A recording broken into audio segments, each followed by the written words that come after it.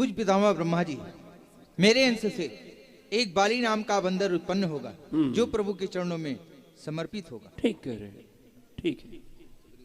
पूज्य पितामह जी, मेरे अंश से एक सुग्रीव नाम का बंदर उत्पन्न होगा जो प्रभु के चरणों की सेवा करेगा। विचार आपका ठीक है। पूज्य पितामह ब्रह्मा जी, मैं अपने अंश से नल नील नाम के 2 बंदर उत्पन्न करूंगा जो कि प्रभु के चरणों की सेवा करेंगे। और पूज्य पितामह ब्रह्मा जी, मैं भी अपने अंश से 2 बंदर उत्पन्न करूंगा जिसका नाम निसठ और सठ होगा जो प्रभु के चरणों में तन और मन से सेवा करेगा। पूज्य पितामह जी, मैं भी अपने अंश से एक अंगद नाम का बंदर उत्पन्न करूंगा जो कि जाकर के भगवान के चरणों की सेवा करेगा। आप सबके विचार बहुत ही उत्तम है, बड़ी अच्छी बात है। और हमारे भी विषय में जान लीजिए कि आप सब अच्छी तरह से जानते हैं कि मेरा एक रूप जामवंत का बहुत पहले से ही संपूर्ण ब्रह्मांड पर पूरी पृथ्वी पर विचरण कर रहा है। उसी रूप से हम प्रभु के आगमन की प्रतीक्षा भी करेंगे और आने पर प्रभु के चरणों की सेवा भी करेंगे, सहयोग भी करेंगे। तो हम लोगों ने अपने अपने विचार को व्यक्त किया है, कौन किस रूप में जा रहा है, कैसे प्रभु के चरणों की सेवा करना चाहता है। लेकिन इसी सभा में हमारे ही मध्य में देवादिदेव भगवान भूत भावन विराजमान है। मैं ये जानना चाहता हूँ भोले बाबा, आप किस रूप से प्रभु के आगमन की प्रतीक्षा करेंगे, किस रूप से प्रभु के चरणों की सेवा करेंगे, चलेंगे या यही कैलाश पर आप भंग बूटी छानते ही रहेंगे?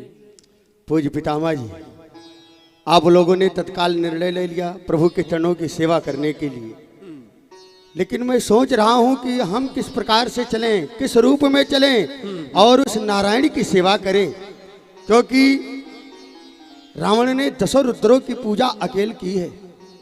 वो अपने मस्तक को काट काट करके चढ़ाता जाता था, हम उसे वरदान देते जाते थे। ठीक। लेकिन रावण ने इन सब वरदानों को पा करके बहुत ही अत्याचार कर दिया। वो ये नहीं समझा कि अगर हम प्रसन्न हैं तो मृत्युंजय हैं और यदि क्रोध आ गया तो फिर महाकाल है। उसने शक्तियों को पा करके बहुत ही अत्याचार किया, सबों को दुख दिया।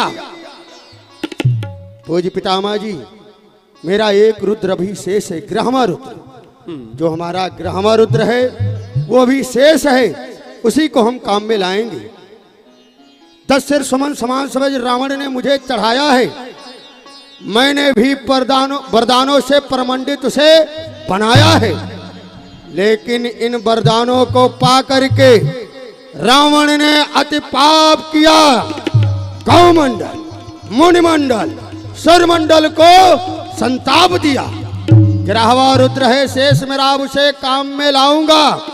हनुमान बानर बनकर रावण का नाश कराऊंगा। बड़ी हनुमान जी महाराज की जय, बड़ी शंकर भगवान की जय।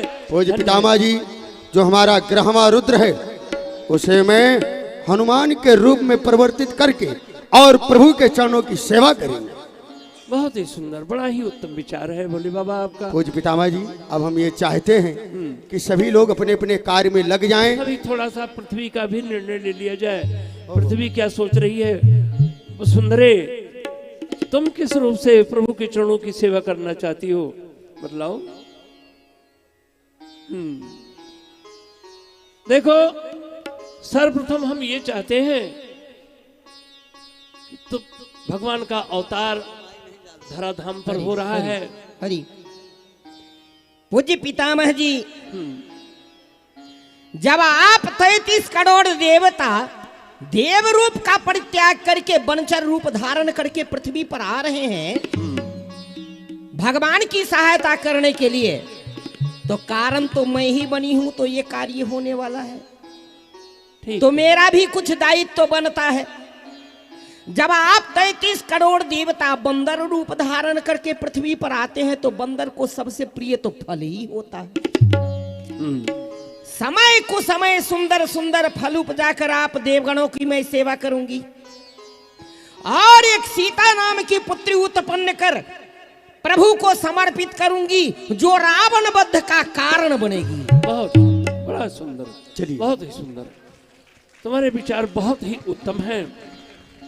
बढ़िया सुंदर फल फूलों से सुसज्जित वन वृक्ष जितने हैं सबको होना चाहिए।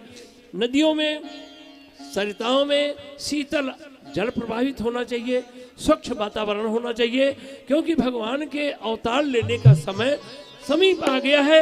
अब हम लोगों को विलंब नहीं करना चाहिए, चल करके रूप परिवर्तित करके प्रभु के आगमन की प्रतीक्षा करना चाहिए। चलिए। सब रुचि रचैत मैं भाथा, यह सब रुचि रचैत मैं भाथा, अब सो सुनहु जो विचय राखा, अब सो सुनहु